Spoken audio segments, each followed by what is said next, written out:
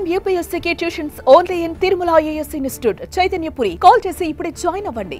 రాజమండ్రిలో ఫార్మసీ విద్యార్థిని కథ విషాదాంతమైంది. ప్రాణాలతో బయటపడతాదని కుటుంబ సభ్యులు కోటి ఆశలతో ఎదుర్చూడగా వారి ఆశలు నిరాశలయ్యాయి. బొల్లినేని కిమ్స్ ఆసుపత్రిలో 12 రోజులుగా ప్రాణాల కోసం పోరాడుతున్న అంజలి శుక్రవారం ఉదయం మృతి చెందినట్టుగా వైద్యులు చేసిన ప్రకటనతో కన్నీరు మున్నీరుగా విలపిస్తున్నారు.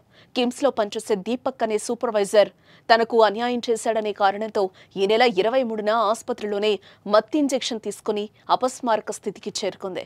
తాజాగా అంజలి మరణంతో రాజమండ్రిలోని బొల్లినేని కిమ్స్ ఆసుపత్రి వద్ద ఉద్రిక్తత పరిస్థితులు నెలకొన్నాయి.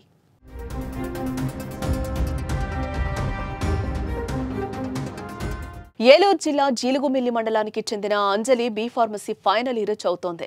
చదువుకుంటూనే రాజమహేంద్రవరంలోని కిమ్స్ బొల్లినేని ఆసుపత్రిలో ఫార్మసిస్ట్గా పార్ట్ టైం ఉద్యోగం చేస్తోంది.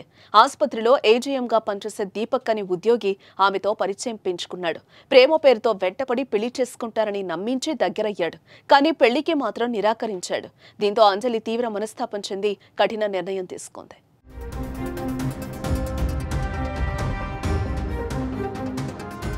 దీపక్ వేధింపులపై 3 పేజీల లేఖ రాసింది అంజలి.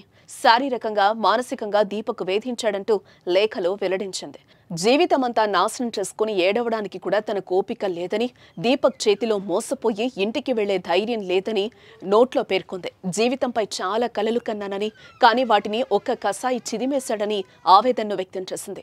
ఒక ఫంక్షన్కు చీర కట్టుకుని వెళ్లడమే తాను చేసిన పాపమని, ఒక మోసగాడి కన్ను నాపై పడిందని రాసుకొచ్చింది. అమ్మా నాన్న క్షమించండి, తనకు వేరే దారి లేకే చనిపోతున్నా, తీరని శోకాన్ని మిగిల్చి వెళ్తున్నానని పేర్కొంది. అంజలికి న్యాయం చెయ్యాలంటూ ఆమె కుటుంబ సభ్యులు, తోటి విద్యార్థులు ఆందోళనకు దిగారు.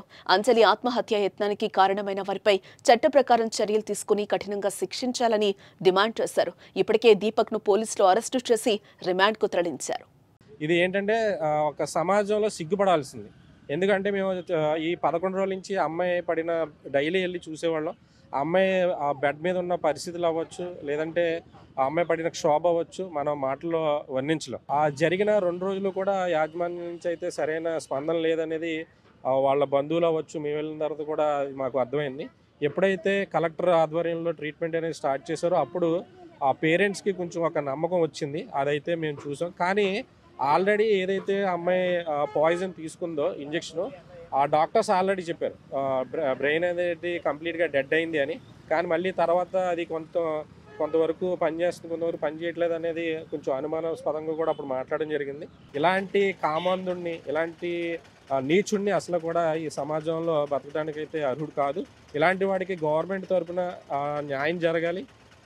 గవర్నమెంట్ నుంచి వాడికి కఠినంగా శిక్ష పడి, ఉరి శిక్ష లాంటిది వాడికి వేసి, అలాంటి ఎటువంటి అంటే మిగతా మహిళలకు ఎటువంటి హానికరం జరగకుండా ఇలాంటి వ్యక్తులకైతే బుద్ధి జరగాలని మేము కోరుకుంటున్నాం.